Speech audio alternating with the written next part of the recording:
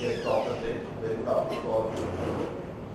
Chikitsa Healthcare Limited, by them, is not a very known name in Orissa, but Chikitsa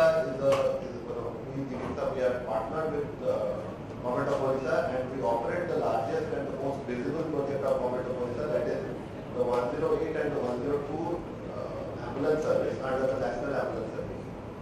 So we are honored to be part of this event. We are honored to be partner with Government of Orissa, and I will take this opportunity just to outline a few experiences that we have had in the state. I will start off with the support from government. Support from government has been enormous. We have got a lion's share of the budget of NHM. The support from NHM in the true spirit of PPP, and every operational issue that we have has always been handled very carefully and very cautiously, so that the partnership prospers. In a month we transfer around more than 1 lakh patients from different places, different parts of the state to the nearest hospital, from a primary care to a secondary health care, and from there to maybe tertiary care. But in spite of all this, the objective has always been to provide world-class life support ambulance service to anyone in need of a medical, anyone in medical emergency, irrespective of his capacity to pay. This has also been driving our 1-to-9 model. We have a private model as well, apart from 108 and 102. We have a 1-to-9 model wherein we operate on a fixed contract, variable contract with private hospitals, private companies. We have partnered with Ampi Hospital here in Orissa to handle their ambulance service. We are basically an ambulance service provider. So the journey in Orissa has been really very been a real learning for us. Operating close to 920 ambulances across the state was a very big dream of the government. When we started up the project in 2013, we did not know how it is going to fare. But with all support from the government, we got the best of the ambulance, we got the most modern technology to be installed. In fact, people are surprised when we tell them that the call center set up at Bhubaneswar was set up at a cost of 10 crores. 10 crores in 2012 and 13 was a big money.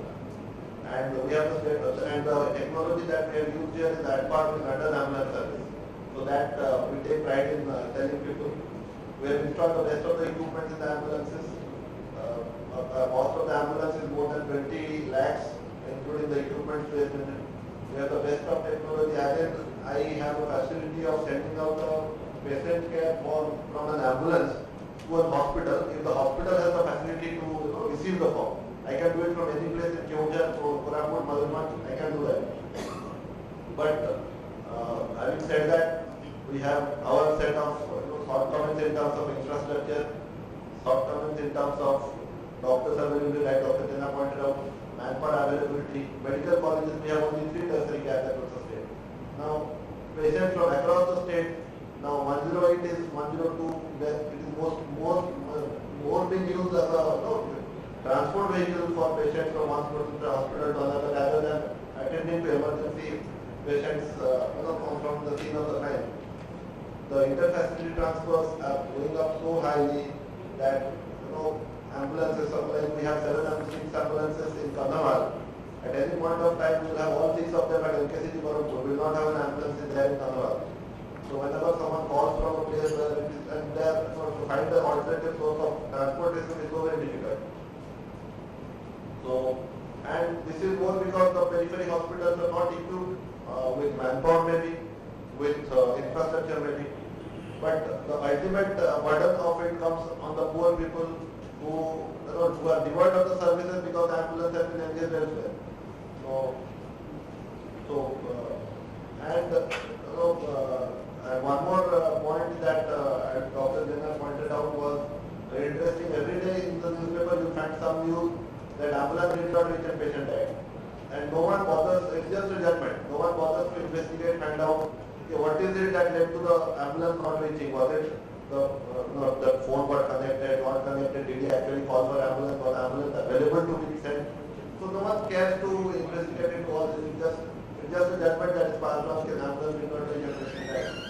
We have a lot of infrastructure issues. We have a lot of technology issues. We have a lot of connectivity issues as well.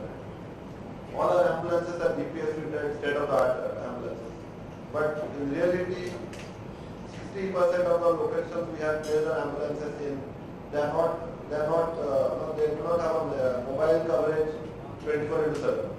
Some half of the day they are without a network coverage. We are not able to trace the ambulance.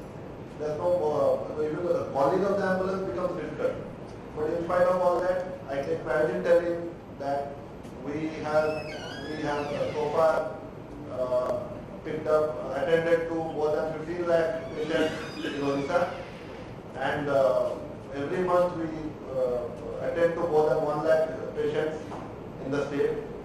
And the service, and the challenge here is the number of people is not, the number of patients is not going up at the same rate that was going up last few days, because ambulances are nowadays mostly engaged in intercommunity service.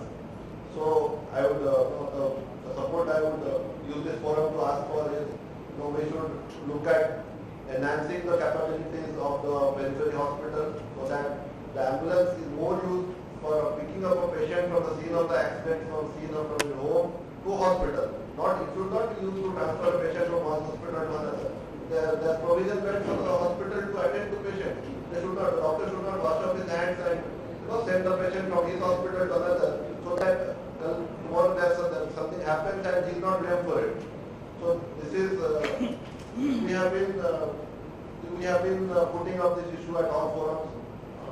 Similarly here we will try to request whoever is present here to at the time of policy making they should frame some policies which would restrict the transfer of patients from one hospital to another, unless it is an emergency. If it is an emergency, it's fine, but it should not be just a mode of transferring responsibilities from one place to another. So challenges are quite a few. There's lack of knowledge about people of the do's and don'ts. People don't even know that we don't carry dead bodies. We don't carry patients to private hospitals. These are protocols that have been set up. But there are cases that media reports, there are pressure from so many people.